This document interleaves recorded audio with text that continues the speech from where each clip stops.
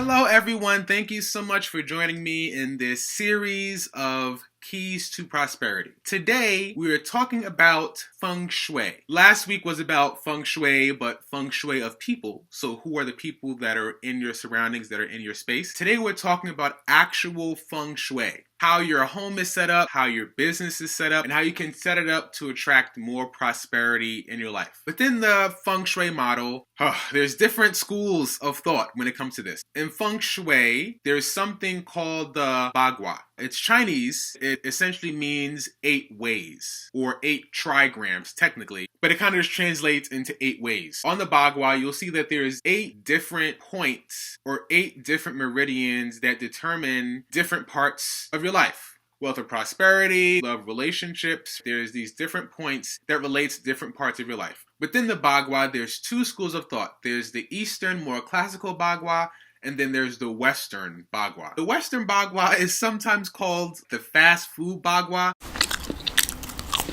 What?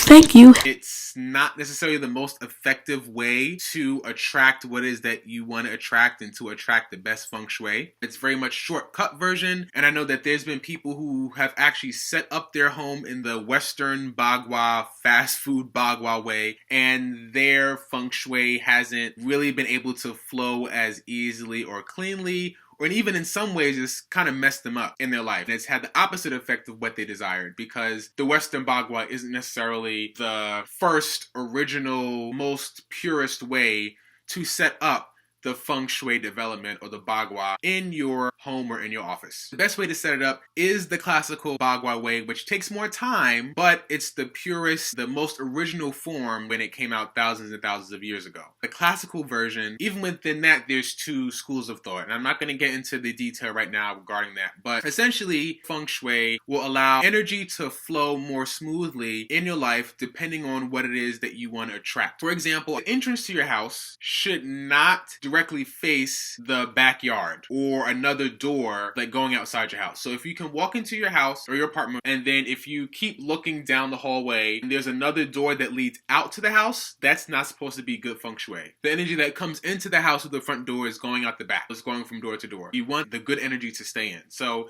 that's one thing. Another thing is most people tend to have mirrors in their bathroom, but the mirrors in the bathroom usually are facing the door. Walk inside the bathroom, you walk through the door of the bathroom, and usually the mirror is like right in front of you, which is technically not good Feng Shui. You walk inside the bathroom, and if the mirror is going to be right there, you should have another mirror reflecting from the outside of the bathroom inside the bathroom. The bathroom or the restroom or whatever you want to call it, that area, the lavatory, the energy, the energetic components of that particular room are energetically dirty. So you want any negative energy from the bathroom to be directed right back into the bathroom. So there should be a mirror that essentially goes from the outside of your bathroom door and sort of moves the energy back inside the bathroom. If you can't have a mirror that does that, then another easy way to do that is just make sure when you leave the bathroom that the door is always closed, all times, so that the negative energy stays inside the bathroom. Feng Shui is actually, it's a very large and dense topic, and it's something that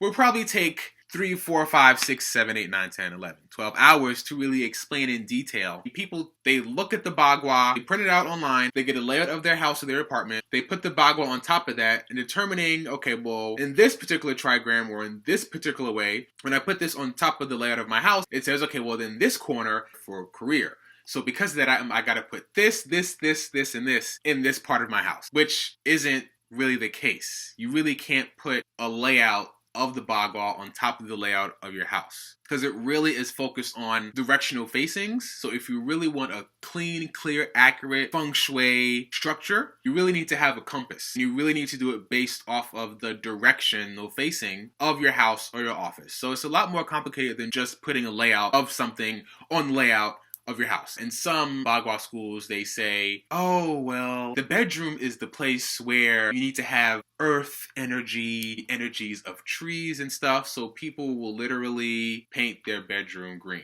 That's a nasty color for a bedroom. It's a lot more complicated than just putting colors, painting your room with different colors based off of what the layout says or does. There is something, I would say, there is something to being intentional about what you want to do. For example, what I do is that I actually have altars around my house based off of my connection to them. So I actually have a wealth altar in my house. So, and I have things on the altar that represent prosperity and abundance for me, because that's what I want to attract. I want to attract more of that in my life. On that altar, I have things that are meaningful for me, that represent prosperity and abundance. So I have pictures of gold, I have a Chinese ingot, I have a picture of a saint or a sage that represents prosperity or money. Things like that really help me focus and are really intentional about, okay, when I see this, when I look at this, this for me represents prosperity. That's one basic way you can start Feng Shui based off what you want in your life, being super intentional about what you want. But if you really want to take it to the next level, if you really want to see a massive increase in your life regarding prosperity of money, of career, of relationships, the next key to prosperity is making sure that you really have strong Feng Shui in your office and or your home so that you can really increase and enhance that in your life. And reach out to me if you're interested in learning more about ways you can definitely enhance the prosperity in your life. That's all I have for today, and I hope to see you in the next prosperity series. See you soon.